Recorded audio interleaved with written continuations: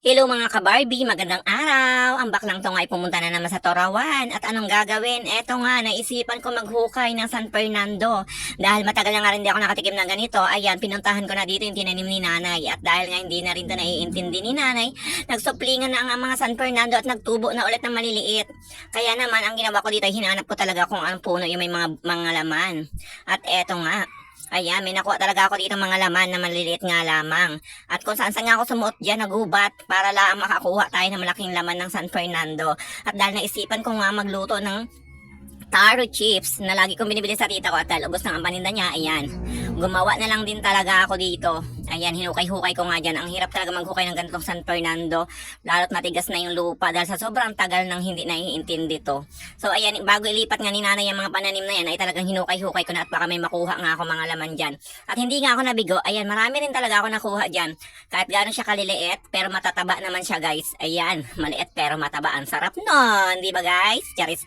Eto nga, naputol pa nga yung iba dahil sa pagtutusok ko, ayan, natatamaan sila. Kaya naman, hinukay ko talaga.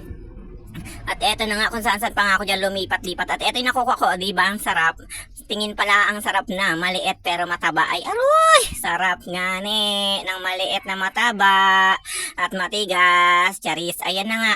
Bago nga paghukay ko dyan, tinatabunan ko din agad siya para malay natin. Lumaki pa yung maliliit. O, di ba? Lumaki pa yung maliliit. May pag-asa kong lumaki yan sa maliliit dyan. Huwag kayong mag-alala. Lalaki din yan. Ayan na nga. At ito nga, hinukay-hukay ko pa yung iba. Baka may makuha pa tayo. So, ayan. Hukay nga lang ako dyan ng hukay. Dahil ang tigas nga ng lupa. Ang hirap din talaga. Lalo't ang kamay mo pa ay ang payat. Pagtusok mo sa lupa ay parang masusuklo. Ay aray, masusuklo. Naranasan mo naman masuklo. Charis. Eto nga, patuloy nga ako sa paghuhukay dyan.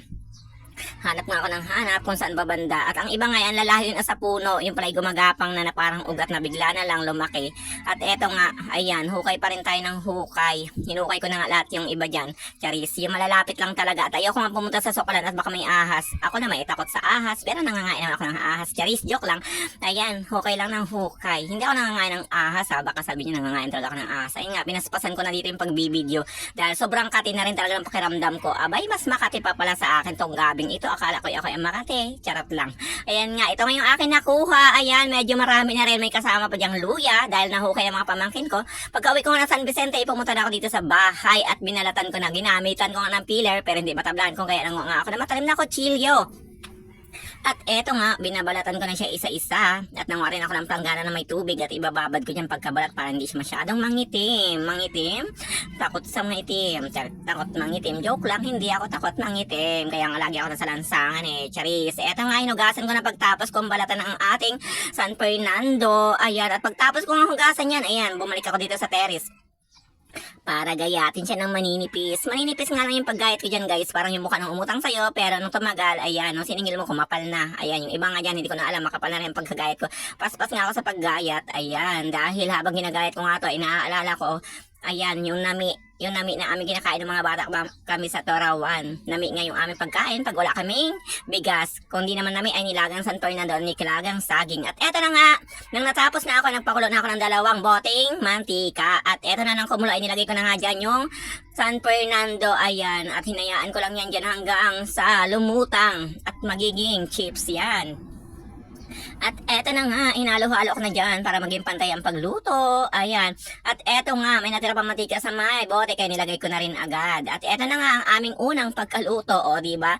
Dahil may kulay violet at may kulay dilaw. Ayan, ang ganda ng kulay. Hindi natin maintindihan. Batik-batik. Para bagang anakan mo akong 3. Batik-batik. Charis! Ayan na nga. Eto na, para talaga siyang nami. Dahil sa paghalo nga medyo nadurog. At eto na nga, ang aking naluto. Ayan, isang planggalang taro chips at lalagyan ko yan ng ayan, cheese powder. At eto na, nang nalagyan ko na nga ng cheese powder, ayan na siya. Nakakatakam. Hindi ka nabibili sa tindahan. Pwede naman palang gawin sa bahay. Taro chips na may cheese powder. Tikman natin.